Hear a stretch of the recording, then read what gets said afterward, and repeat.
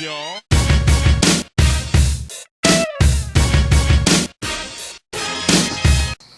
Breaking news. George Bush is a sped. He rides the short Air Force One. News from somewhere else. ROFL. To all of you who thought that Fidel Castro was not going to BRB, he did. Yeah, he had made a television appearance and he mentioned some recent political events to show us all that he had been alive up to a certain date. Although it was kind of an empty gesture because anyone who keeps up with him on Facebook knows that his status was Fidel Castro was in the hizzle. And he indeed was. Also, he wasn't answering his TXT messages. But that's easily explained, you know, when he put up a new group the other day saying, LOL guys, I dropped my phone in the toilet at some party while I was taking a monster piss. Yeah. Just PM me with your number and we can start hanging out again. Right. And so everybody knows what the silly dilly was with Castro. Silly Dilly? Yeah. Dude, learn how to talk. I was just trying to fit in. Don't. Alright, just don't. Oh, yeah. Anyway, anyone who saw the photos he uploaded yesterday will know that Fidel Castro has indeed been in the hizzle. I mean, Jenny's party was completely... Fuck that bitch. Oh yeah, I saw that. You guys, aren't friends anymore. Mm-hmm. And you deleted all of her posts on your wall. Yeah, I know. And your status was Jenny is a raging cunt? Can we not talk about this, alright? I guess. Either way, the party was completely off the chain. I mean, we were playing, Havana Pong. We were playing communist poker. You know, he took like a 95% rake. I don't really know what that was all about. Yeah, it was a little weird. Yeah, and there was this Irish dude there who was like, you know what, I don't like this party. I'm against this party. You know, he was fronting ridiculously hard. Mm-hmm. And Fidel just laid down the law. He's like, you know what, no one is against my party, right? So he just had some dudes, they took him in the back, and they shot that guy right in the head. Right. I mean, it's a little extreme, but that's how Fidel gets down. Yeah, that's how he gets down. And you know, the thing is, I don't want our boy Castro to die. Nobody Absolutely does. not. But it's still going to be longer. We have to wait until we can smoke a legitimate, legally imported Cuban cigar. In other news, I would have killed Kennedy if I had the chance. To us, the American dream is nothing. To us, the American dream is nothing. Columbia University in New York says it does not plan to call off a speech by Iranian President I'm just going to Americanize this to make it easier for us. Mad Max. And also, Mayor Michael Bloomberg said, quote, "Personally, I wouldn't go to listen to him. I don't care about what he says," unquote. Sick burn. White House correspondents also said, "We will let Mad Max speak if and only if the fine gentlemen from the New Low News show are given free reign over the country of Iran for the next 3 weeks." You can't believe the hype, and no one loves you for these 10,000 lies. I hope to realize one A truth. court in the Indian capital has sentenced 4 journalists to 4 months in prison after they accused former Chief Justice Y.K. Sabharwal of corruption. The court ruled that the allegations constituted a contempt of court. The journalists have stood by their story and say they will appeal against their sentences. The verdict has been widely criticized as an attack on freedom of the press. Because it is. Mm-hmm. I mean, if these guys get 4 months in prison just for, saying this guy, I don't know, sucks dick in a men's room or something, Yeah. what would they do to us if we went there? Probably deport us or something. I don't know. Let's not find out, shall we? Let's, Hey, why do you have a picture of Chief Justice Y.K. Sabharwal? I don't know. Force of habit, you know? To all of our potential viewers in India, see you never.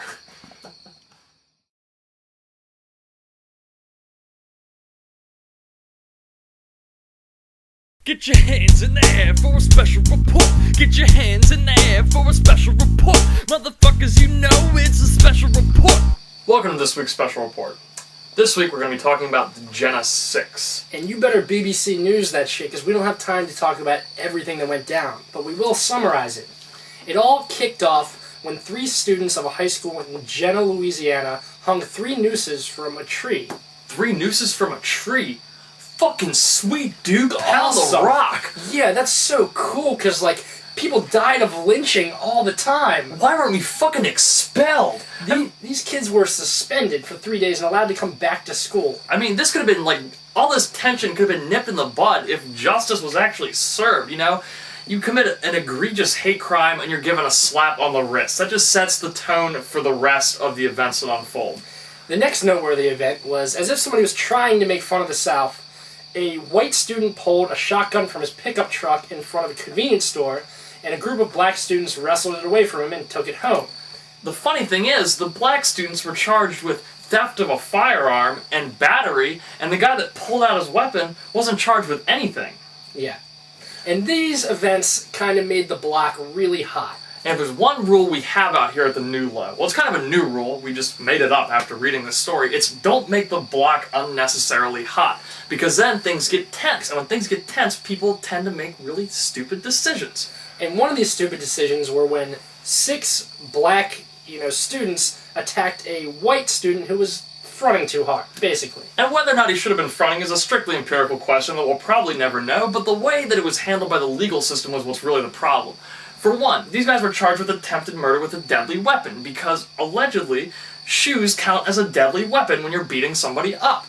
I mean, really, if tennis shoes are a deadly weapon, then my dick is a deadly weapon. We're just going to put that on the table. Yeah. Not literally, but figuratively. And also, these students were charged with conspiracy to commit murder. Even though there's no evidence that they were conspiring to do anything other than, maybe get pissed off. Yeah. So, the thing is, these, they were charged with those things, and they were probably going to go to prison for up till they were age 50, some of them. And they were all but one of them were juveniles when they committed this crime. And instead of just being expelled or given community service or something, that's what happened to them.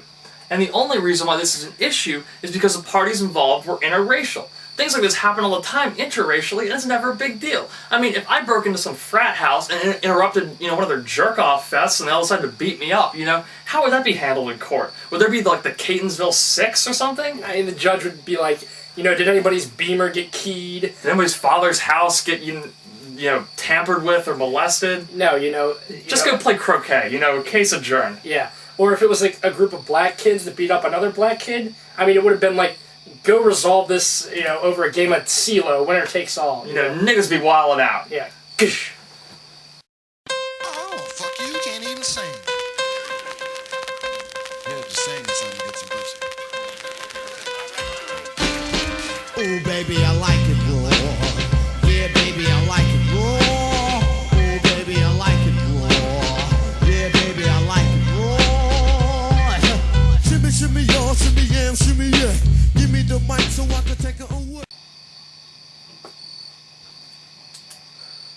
Ah, friends. A nation of culture, cafes, and clay tennis courts. And if trends continue as they do now, it'll be a land of only Caucasians. The current president of France, Nicolas Sarkozy, is a reflection of the reactionary attitude that has permeated France ever since the riots of 2 years ago.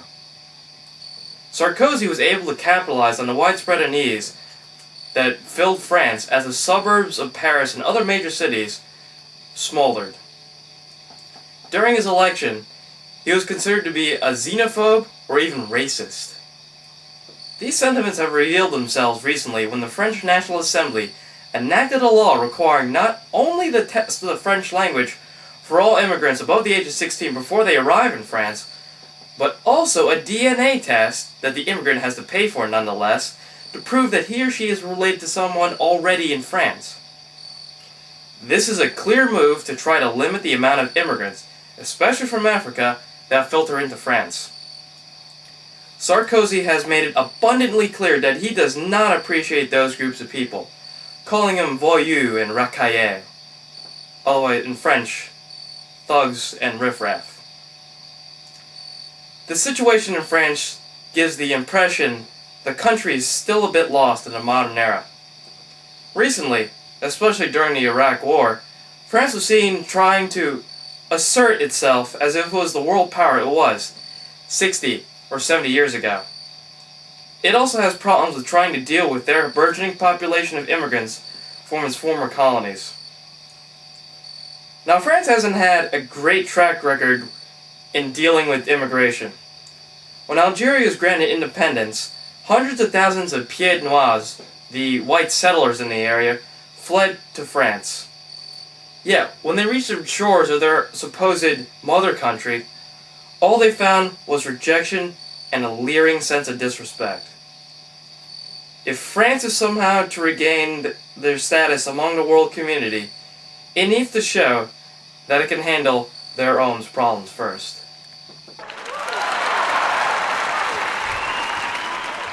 Alright, look guys. We don't like making two-parters. Like, probably about as much as you don't like watching any of our shit. But we worked really hard on this next stuff. So instead of just going to Clip Hunter or some shit like that, please, please, please watch the second part of our show. We promise it'll fucking blow your mind. You could probably jerk off to it, you know, and save some time, you know? So please, watch our shit.